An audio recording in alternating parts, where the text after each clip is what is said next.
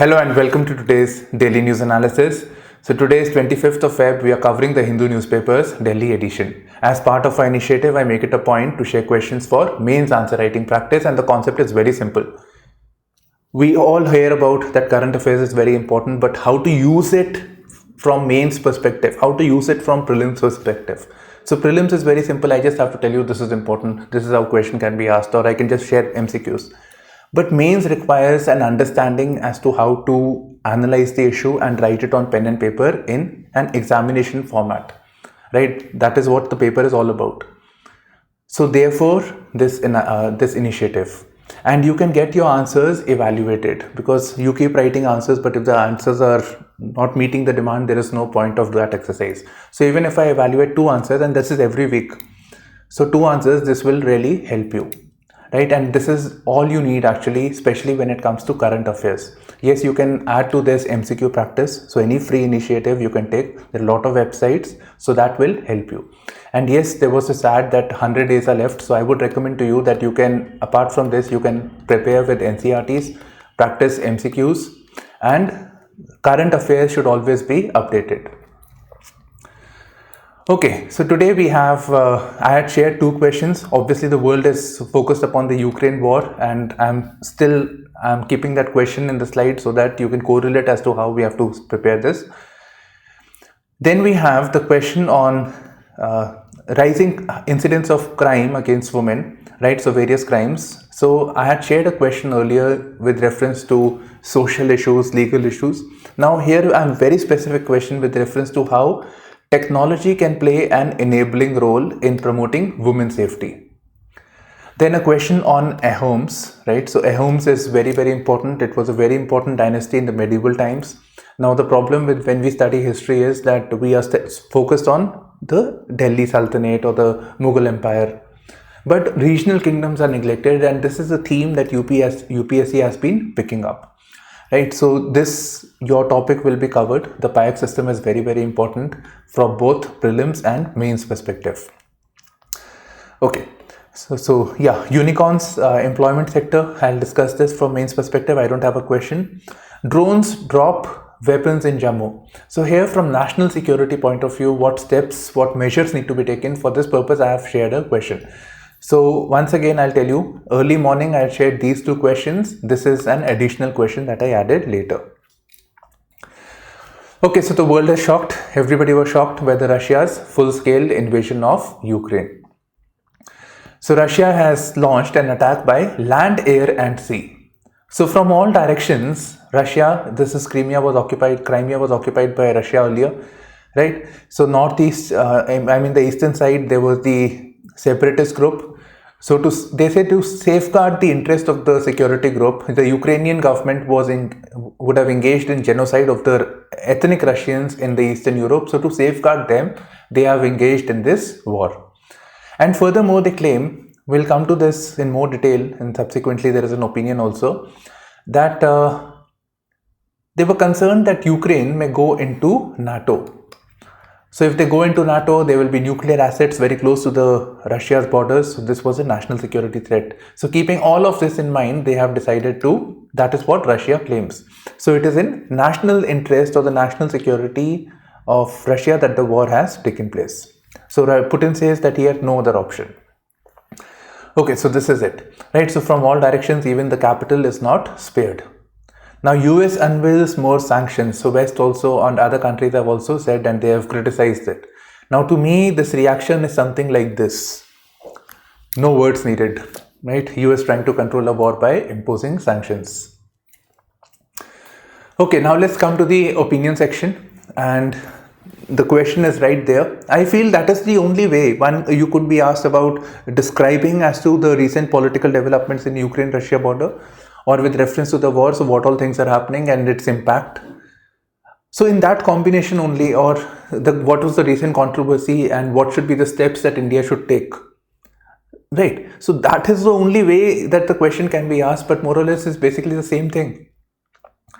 Okay, so let's see. This is Mr. P.S. Raghavan. So he was the former ambassador to Russia and the National Security Advisor Board. We have covered all these points, by the way. Right, so just from the news we didn't do the opinion, but still we have covered it. Okay, so first of all, we get certain things. US's failures in geopolitical rebalancing, specifically with reference to Russia, concerns with the Russia had raised, Mr. Putin had raised, so marked over here. Okay, then the issues with NATO, in fact, shaking up Europe's security architecture. So this security architecture was to protect Europe from an attack from Russia, right? So NATO, the relevance of NATO, its significance is again into question. Now this is again we like to add to this that before President Biden, there was President Trump. So I was absolutely critical of NATO, right? NATO was almost, USA had stopped participating in that. So this is there, we get to learn about this. Then from the perspective of energy security, and that NATO is brain dead. So certain ideas we have, then outlook for India. So it's rich in information. Okay, so first of all, let us see what Putin's terms were, and it is very simple. It is basically telling us that, see, and Putin had also said earlier that, see, post 1991, the USSR had disintegrated. So this NATO that had come into existence, right? NATO had come into existence because of the Cold War. So Cold War that was going on, and there was a lot of tension between the western side and the east. So NATO was created so that they can create a front against, it was a US led initiative. So US was the leader. It was a bipolar world, US and USSR. So US led initiative for the security of Europe from Russia. And there is the system of collective defense. That is, if any country of NATO is attacked, that will be deemed as an attack on the entire NATO bloc. So they collectively will attack the Russia, right? So that is the concept over here. So what Mr. Putin is saying, President Putin, that, see, after 1991, NATO has no relevance. The Cold War is over. USSR has disintegrated. We have Russia, Ukraine, and other countries. So why do you still have NATO? It somehow seems, now this is a political argument, so it somehow seems that you plan to keep us under pressure, right? You want to intimidate us, you want to threaten us, and we are not okay with this. And when when Russia had acquired this territory of Crimea, there were geopolitical reasons. So when they had acquired this, so later we had the Minsk Accords. So Minsk 1 and then Minsk 2. Then we had Normandy format also. So repeatedly, according to the Minsk Accords, what they had said is that, see, Ukraine cannot be part of NATO. That was an agreement. That was what had been agreed upon. That Ukraine should not be part of the NATO. Because Ukraine, if you see, it is kind of a buffer between Europe and Russia. And let me put it this way, it is kind of a buffer between NATO and Russia.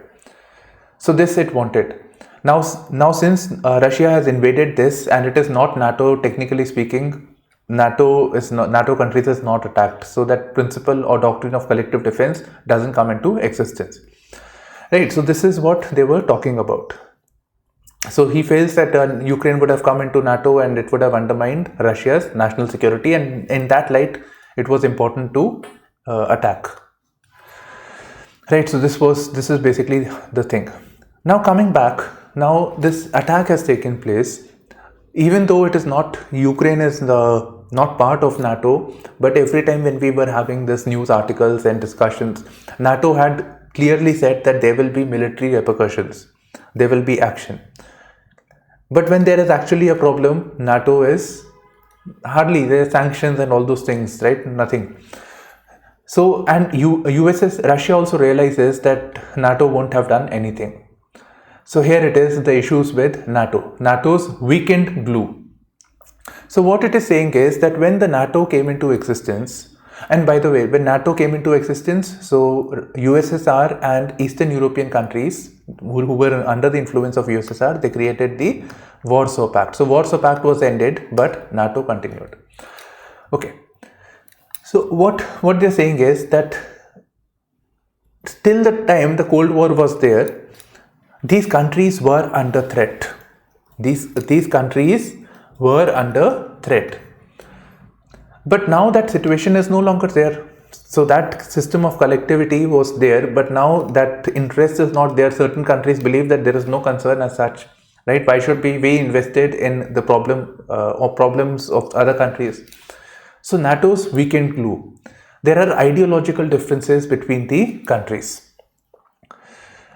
Then, with reference to the Minsk Accords also, right? Minsk Accords, USA was keen that Ukraine becomes part of the NATO over here, but this was obviously not liked by Russia. Now coming to these countries are also divided, the European bloc, with reference to energy security. So with reference to energy security, at present what is happening is that we have a Nord Stream. We are looking at Nord Stream 2. So one is this energy that is being supplied from Russia to Europe. So Russia is energy rich and they supply energy through pipelines. Then there is one Nordic stream that is going on and it reaches Germany. Now there is Nord Stream 2. So not going via the Nordic Sea. So they're saying that with reference to this, we will also put sanctions on the Nord Stream, the gas that is flowing from Russia, to cripple the economy of Russia and put pressure on Russia to take corrective steps. That is not to invade or threaten Ukraine. So in this regard, Europe is a divided bloc. Some countries want that the trade and this energy thing should continue, while other countries are not in favor of this thing. Now, particularly notably, Ukraine is not in favor. It's also about energy security and geopolitics. So Ukraine is not in favor that the Nord Stream 2 functions because the importance of Ukraine as a transit of gas or energy between Russia and Europe is undermined because there is an other option. And likewise, USA also would not want such an agreement because USA is supplying liquefied natural gas. So a great market for USA is Europe, so where they supply the gas. But if the Nord Stream is there, then the dependence of gas or this energy from USA will come down. Right, so this is another perspective over here. So NS2 are ramping up their LNG import infrastructure to increase imports from US. Now here President Macron, France's president, he's saying that NATO is brain dead and said that Europe is Europe should be a geopolitical power and should write its own destiny. It should not be reliant on USA, right? So NATO is a US-led bloc. So Europe should think about it. Europe should think about its own interest by itself. It is a geopolitical power in itself, and it should be self-reliant and not dependent on USA's NATO, right? So that is what it is saying, that it is brain dead. So that is what I'm saying, that the relevance of NATO with reference to in the modern times, right? Specifically with reference to this issue that has taken place. So this is a question that can be asked. I think I'll add it on Monday then. Now, what should be India's approach? Yesterday I said that India should engage in creative diplomacy, right? So creative diplomacy. And what is this article saying? That we have this brace for this immediate challenges because we have to decide between two partners, the West, the US, the European bloc, EU countries, and then we have Russia. Now we cannot stop, we may condemn our actions. We have to balance the pressure from one strategic partner to condemn the violation of international law, right? So that is what it is saying. So we have to balance both the things over here, that our relations with the strategic partner should pursue. So in the yesterday's class I had referred to the thing that we should seek exemptions from sanctions and continue our relations, and in the meantime we should impress upon USA that if the sanctions are there, the dependence of Russia on China will increase. So we will have a more polarizing world, and therefore it is better to have continued exchange of other countries with Russia. So in that light, India should try to negotiate. So that is what it is basically saying over here. And furthermore, it is saying that geopolitics, however, is a long game, and the larger context of the US-China rivalry could at some point be not too different, not too distant, right? So in this reference, what we can say is that if we have Russia invading into Ukraine, when this thing was going on, we also have a situation on Chinese eastern borders where China may engage into annexation of Taiwan. They are being more assertive in the South China Sea in the recent times, so we are having issues. USA is building on the cord, right? So we may have such a situation also, right? So this is it basically. So I have discussed this multiple times, explained the recent political developments on Ukraine-Russia border and its impact on world politics with a special reference to India.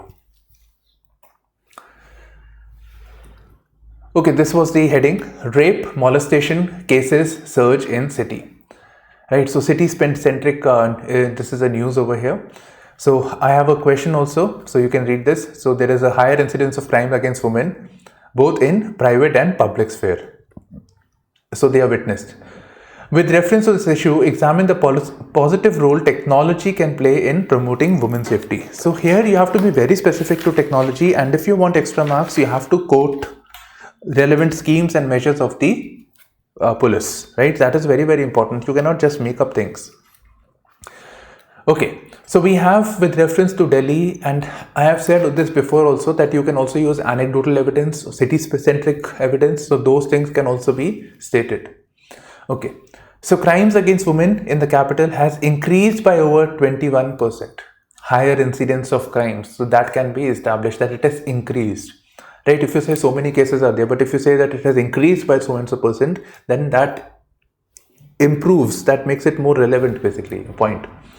Okay, then what we see is, now see this point, private and public sphere, what we see is that most of the crime, 99% of the crime is coming from the, first time offenders. Then 46% is in known, people who are known, so it is family members or friends, while 11% involved a neighbor, right? So this is a sizable number, and the rest is in the public sphere, right?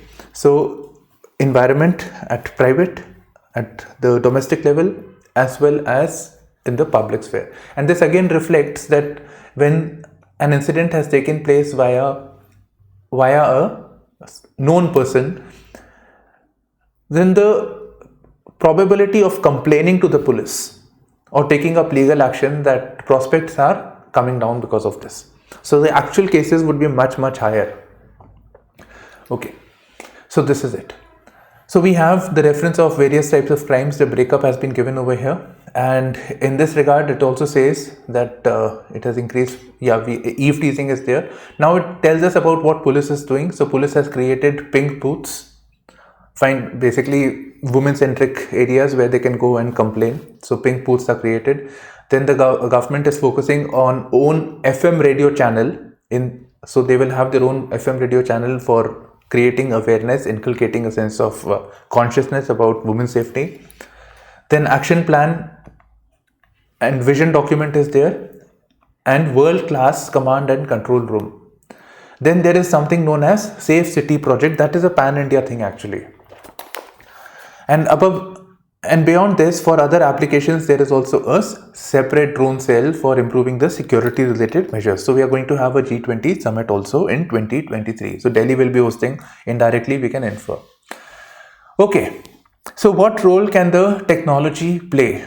What role can technology play? So we had this news over here with reference to world-class command and control center. So how can this is again technology. Yeah, so this is again technology in the sense that it is natural that there is a control room where people are sitting and they get an information. They get information and they are quickly dispatched. How does this happen? Now this could be by means of helpline. So a dedicated helpline had been created. Emergency response system had been created, right? So the number is 112. Then CCTV coverage. We cannot have police everywhere, but CCTV could be there. So when the cameras are there, even if they're not functional, but you know that you may be getting observed. So that may play a role in creating the this is all public sphere actually. So the public sphere or the environment safer, right? So this can be done over here. Okay, then we can have focus on Internet of Things, like using wearables or something. So having a special feature that, see, if somebody finds a wrongful behavior or somebody feels threatened, so they can press a button for a longer time and get a response, immediate response from the police, right? So Internet of Things. So that again is actually has to be connected with this world-class command and control room. Okay, so this is there. Now one more thing. Now with CCTV, and you can add with CCTV automated facial recognition system. By the way, the Nirbhaya fund that has been created, so the Delhi government has been saying that we will have the CCTV systems everywhere where we can observe things, right? So that will help improving the safety. Okay, so this is there. Now I'll add one more thing. The fourth industrial revolution, where we are having lot of data, right? So we have big data, we have from there we can actually identify, using the artificial intelligence, we can identify the crime hotspots, that these areas are there which are more vulnerable, these are the areas where lighting is not there. So from there, or more reportage is there, so from that we can actually infer that, see, these are the areas where police needs to be more proactive, so we can have heightened attention to those areas, right? So such measures can be taken. So this is it. Now there are other steps also. So I got this from the PIB. So one is, like yesterday I told you, so one is the preventive steps, right? What measures can be taken for prevention. Then I would say what legal action can be taken once the crime is taken place, right? And the last comes the reformative. So what in technology can play in the legal side is that we are having the national database on sexual offenders, right? So that can be done, national database, so something like that. And we are also focusing on advanced use of DNA and advanced sciences in investigation, so that the criminal justice system is more effective, we have better proof, and arrest the guilty or convict the guilty, right? So such measures can be taken. So this is a 150 word, so you have to be very to the point. Yes, you can add other aspect that you can say that, see, we are having this issue that the issue of unsafe environment, we are having the issue of low conviction rates, right? Limited availability of police. So some background you can create, and then you can state the points as to how technology can complement the resources that are already there, or can have a multiplier effect on the security, on creating women's safety. Okay, this is the question over here, right? You can see this. Write a short note on Paik systems of Ahoms. Okay, you have this thing written over here. So this is the president's itinerary basically. So he's going to Assam. So we have Lachit Barfukan. So he was this great general who played a very important role. He fought very valiantly against the Mughals, great Mughals, and they defeated them. Right, so this is there. So all of this is associated with this Allahabad War Memorial. It is about the same thing. Okay, even Shankara Deva is very important. I didn't cover this. So Shankara Deva and its role in promotion of Bhakti movement in Assam. Right, so this is very, very important. So actually this was asked in 2018 mains. I'll cover this later. Okay, now before going ahead, there is one thing I want to share. There is one Paik system, right? Paik system of Assam, and there is Paika. You have to be very careful. So Paik system, as I have told you before, this is about Assam. Paika is with reference to Odisha, the state of Odisha. So there was a Paika rebellion that had taken place. So they were kind of landlords, generals, landowners, who were affected by the British land revenue system when the British had come in the colonial times. So it was a rebellion to that effect, right? And they had united under the leadership of Bakshi Jagabandhu, and they used the temple, the Lord Jagannath, the famous the deity of the Puri temple. So they under its banner they got united and fought against the British, and obviously it was suppressed. Right, so you have to be very careful of Paika and Paik. till date sometimes I get also confused. So this you have to be very careful. And yes, Kaziranga we have to cover. It's a UNESCO World Heritage Site. Okay, so you have the text, you can read this. Now see, basic thing is that this article itself says that we have the valor of Shivaji, Lakshmi Bai, Baji Rao, but about the battles that were fought by Ahoms, right, Ahom kingdom, so that is still undermined, that emphasis is still not given in the history. And that is those areas which UPSC prefers, right? So Lachit Divas in Assam, where they commemorate the hero of Lachit Borphukan. Okay, now let's do the Paik system over here. So where is the question? Yeah, a short note on Paik system and its political, social and economic significance. So you have to know what is the Paik system first. So Paik system was a type of a Corvée labor system. Corvée means that compulsory labor system on which the Ahom kingdom of the medieval Assam was based. Okay, it is coming from the Sanskrit term Padatika meaning foot soldiers, and it is believed that the system is based on the Southeast Asian legacy. So basically these were Ahoms who came from Southeast Asia and they crossed the Patkai mountains and they settled in Assam. So this is around 1200, then they got assimilated and thus the Ahom kingdom was created and they gave a tough time to the Mughals. Okay, now there was this notable thing about these Ahoms was the Paik system. So as you can see, it was the Corvée labor system. So let me just create a flow chart. I believe that helps in recalling. So we have Paiks. So it is Paiks actually we are referring to. So the Paiks are people who are neither high caste, right? Who were neither priest and who were neither slaves. So slaves are people who are, there was a slave system that a person basically owns the other person, right? So slaves. So people, all other people apart from that means everybody.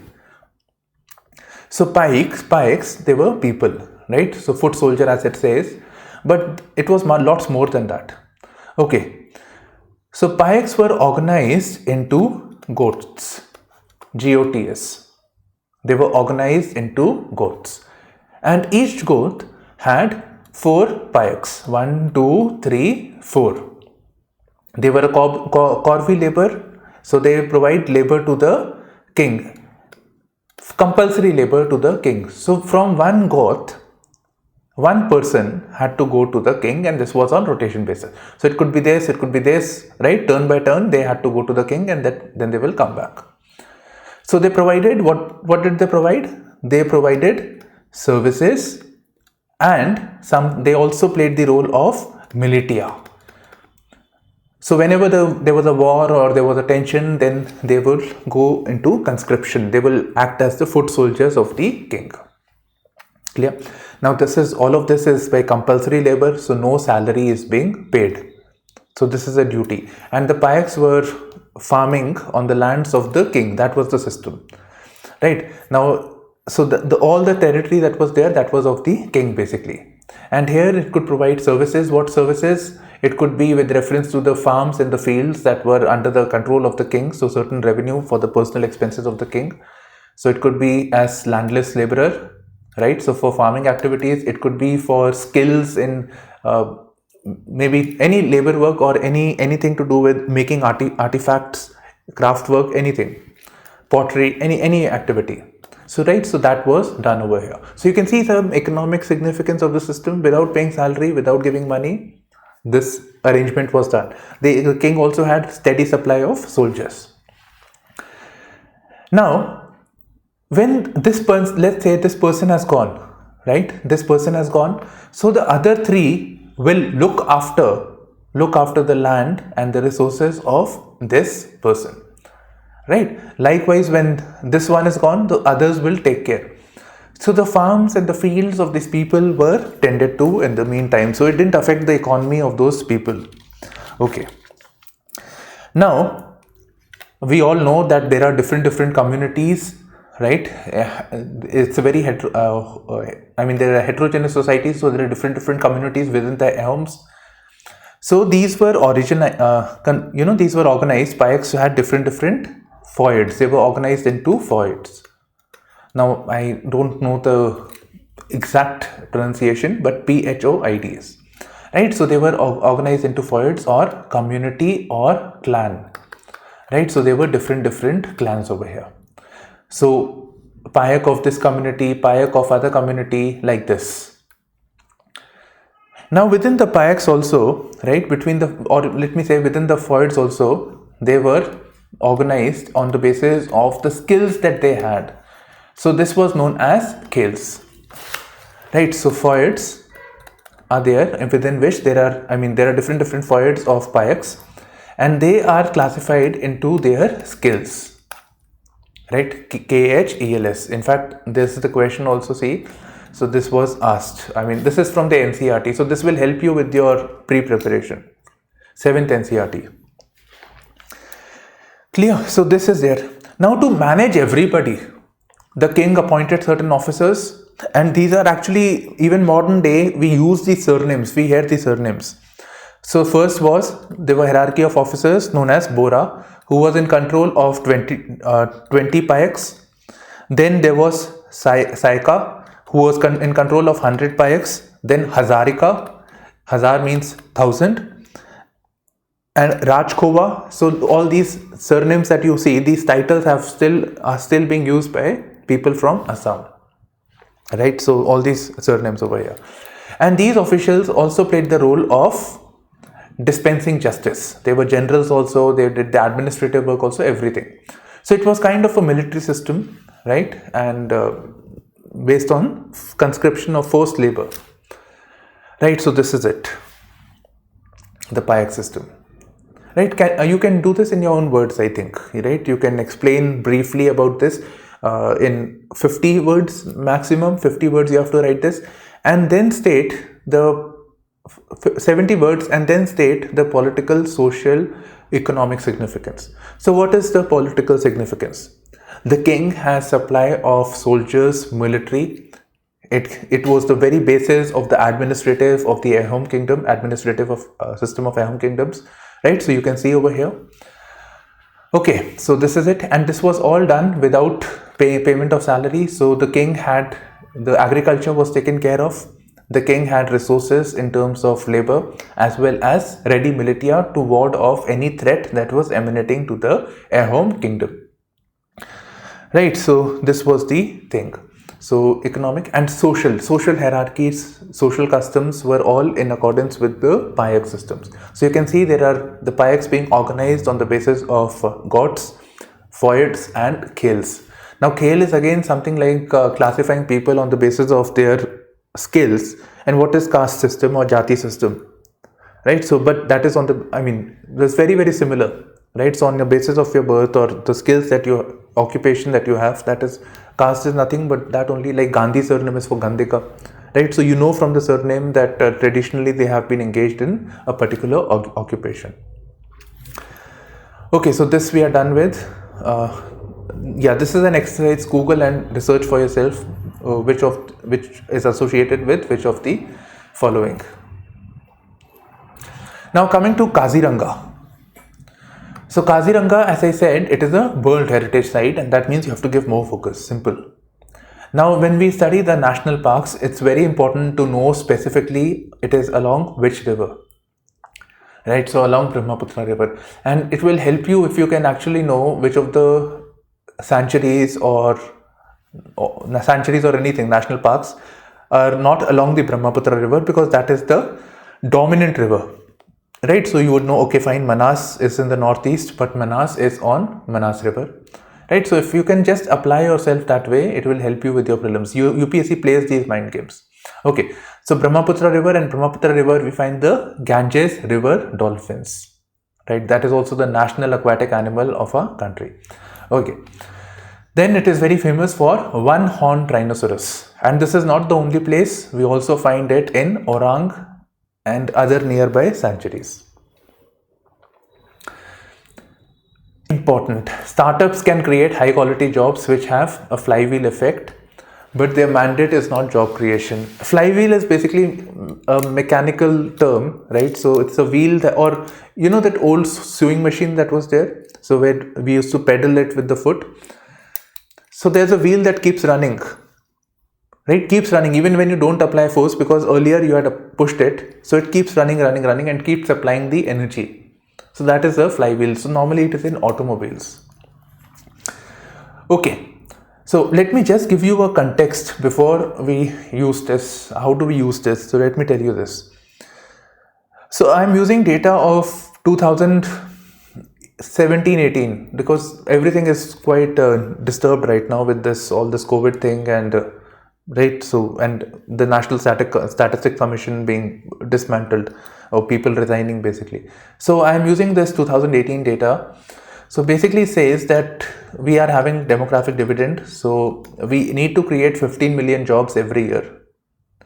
15 million jobs. And of these, 75% is unskilled. Clear? We need 15 million jobs. And I'll add one more thing, that it is not so much about jobs, although for our purpose here we'll say jobs, but actually it is jobs in formal sector. Right? Everybody has a job. Somebody who's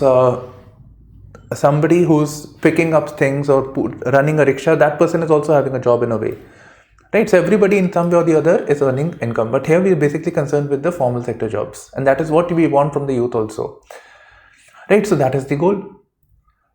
Now what we have been finding in our economy is that we are experiencing jobless growth. Our GDP is these days again very difficult to 7%, 8%, 10% GDP is increasing at that rate, but employment is coming down, right? It was in 2018 I made this video, so it was at around 6% unemployment rate. So the jobs are being created at 1%, 2%, but we want it at a much higher rate, right? Unemployment is increasing at a very steady rate. So earlier it was around 2 to 3% of labor force participation rate. Now this has increased to 6%, and I'm pretty sure in this times it will be much higher. So this is a problematic thing. We are having a jobless growth, and specifically since the 1991 reforms. So when we opened up the economy, what we are seeing is that we are having the high growth rate, but the unemployment rate is also growing at an even faster rate. So this is a problem, and service sector has grown. So it is about 65% of GDP as the contribution, but it accommodates less than 25% of population. So these are certain things, and in this context you have to say that, see, in the recent times we have been saying that in 2021 we had 44 unicorns. And so unicorns are basically companies that have a valuation of over $1 billion, a lot of money. Then India added in recently only in the rate of nearly 1 every 5 days. So 10 unicorns were added recently, right? So we are in 2022. So 10 unicorns have been added. So it's a good number. Now, to what extent can these unicorns help in dealing with the problem that we have? The problem of jobless growth, the problem of the high informal economy that we have, right? So to what extent they can solve this problem that we have? We have to accommodate a huge force over here, right? So this is it. And one additional fact, January 16 is recognized as the National Startup Day. Now I'll give you few insights over here. So first of all, we find that many of these startups are based on, they are IT dependent, right? They are dependent on automation and this IR. So what is happening is, obviously we will need a lesser workforce, and they are profit centric again. So their mandate is not job creation, right? So they are profit centric, they are focusing on the valuation, and valuation is coming from the profits. Okay, I'll give more neutral points to you later, right? So I'll do that. Okay, so we have this IT and automation centric. Now you look at the types of jobs also that are created. Consider this, that majority of the jobs that Zomato is creating, what are these? The service delivery people. Now imagine people who have done their engineering and whatnot, So they are basically serving as delivery boys. They don't have proper jobs, right? So when we look at jobs in IT and automation also,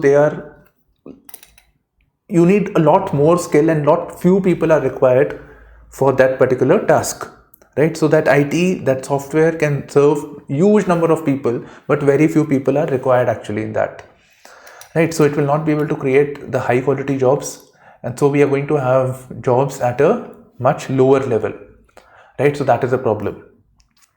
So delivery boy, sales, even in the ed tech also, more of the jobs are in the sales, the content is recorded, right? So that is the trend that is going on.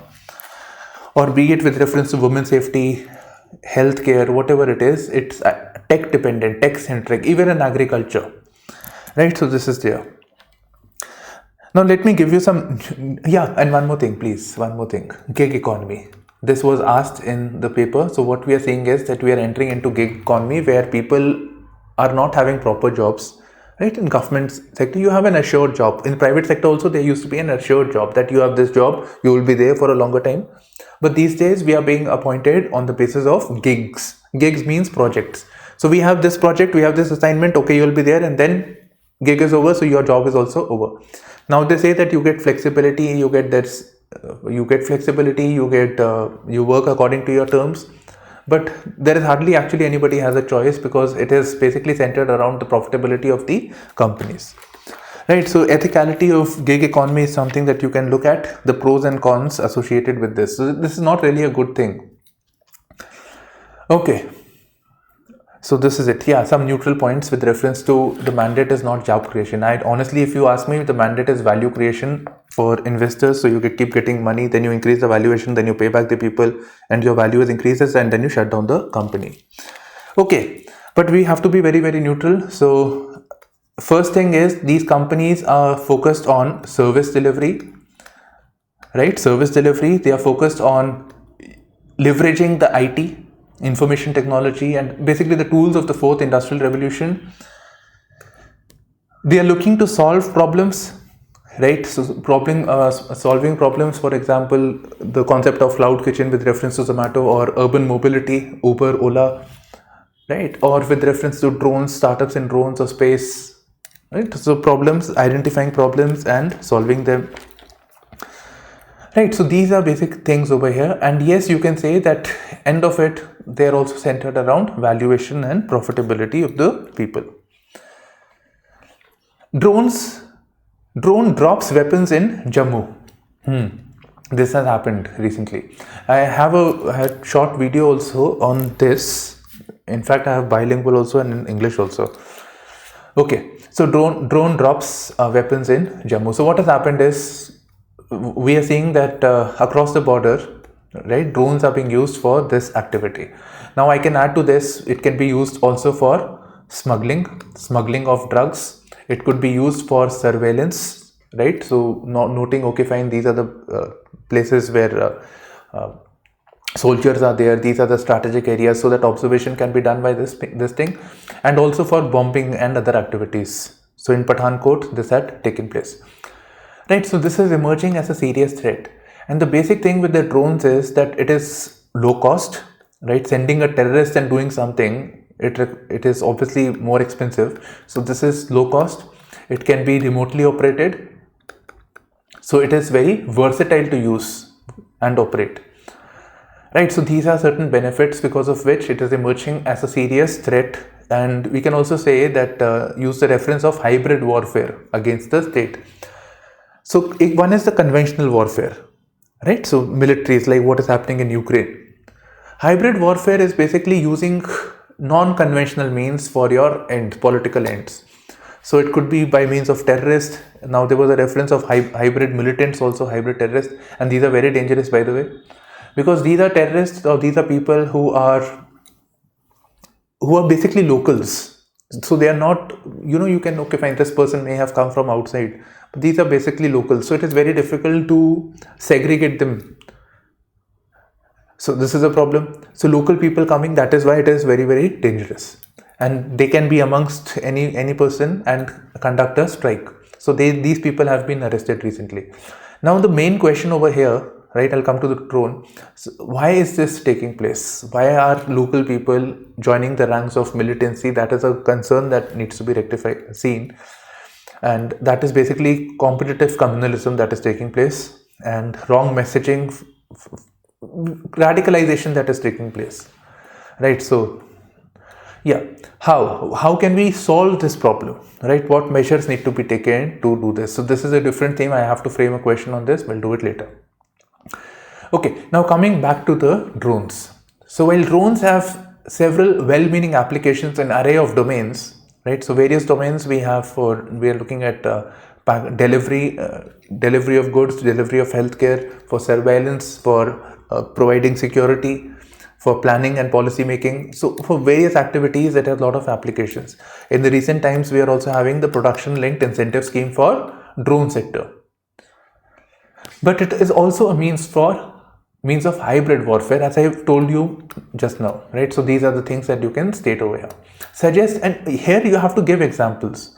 Suggest suitable policy interventions. What interventions need to be taken now for optimized regulations of drones? So basically, we have certain measures. You can read this, but what we want is that we have to balance the national security point, that the drones is providing the security is there. Also that aviation safety, that planes are going, they should not crash with the drones. But at the same time, we should have policies that are not constricting to the sector, that encourages innovation and the startup ecosystem in the drones, right? Drones in agriculture, for whatever purpose. So it has to be a balanced approach, and that is why this phrase of optimized regulation of drones has been used. Right, so these are the points. You can read this. I'm breaching my time over here. Okay, so directed energy weapon system. So this was created by DRDO, and there is SMASH 200 plus. Right, so this could be asked in the prelims. So you can see this is not with India, but this is what it should be: laser guided weapon which can target this thing automatically. They can target the drones and bring them down. Now, with reference to this, there is also a talk about having the RF tags and also have this drone IDs, so that it should be compulsory, it should be regulated, so that we know, okay, fine, who's the registered user of that person, and we can track that person if somebody engages in wrongful act. Navy gets 12th P8I aircraft from Boeing. Now this aircraft is very important. One is, it is being used in anti-submarine warfare, right? So with reference to the Indian Ocean region, we do not have adequate submarines, and in recent times China has been sending submarines like anything to our region. In fact, they actually object to this Indian Ocean being named after India or Indo-Pacific, right? So they have an objection to that also. So they are being very, very assertive in the Indian Ocean region. So for surveillance, we don't have the adequate means. So this aircraft can actually see beneath the sea or the ocean, right? So that is one application. And then we can send our naval resources over there. Now this aircraft also had an application which the US itself did not know. So when the Ladakh incident had taken place, so this aircraft had gone for surveillance in the Ladakh area, right? So where all military is there, which all places that Chinese infra is there. So this was surveyed by this aircraft. So it is a great asset to the country. Okay, quickly business section news. So naturally the stock market will crash because of this. So it had fallen by 2,700 points. Okay, we also have the oil prices to increase, right? So oil prices had increased. It is also affecting the economy. It is affecting our exporters. So Indian tea exporters are particularly concerned because significant amount of tea was going to Russia and Ukraine. Specifically, if you have a sanction, then crisis a chance for India to export more wheat. Right, so you can see Russia exported 18% of global exports of wheat. So Indian farmers stand to benefit because of this. Okay, Russia's company known as Rosneft backed Naira. So that company feels that it will not affect, this war will not affect. And Moody says that India's GDP outlook to increase to 9.5% from 7%. So let's see what happens. And Indian Oil Company has decided to buy the Russian oil from Russian Urals. So we are still having an engagement despite the war taking place. And this oil is rich in sulfur. In fact, we have different types of oil, right? So we have Brent crude, right? So you need to know briefly about the properties of this. Why do we call this as Brent crude and all? What is the difference? Different types of crude. That can be asked in the prelims. Right then, so this is all from this side. So thank you for streaming in to IASPrimers with me, Shubhashish. And please do like, share and subscribe to our channel for regular updates. Bye-bye.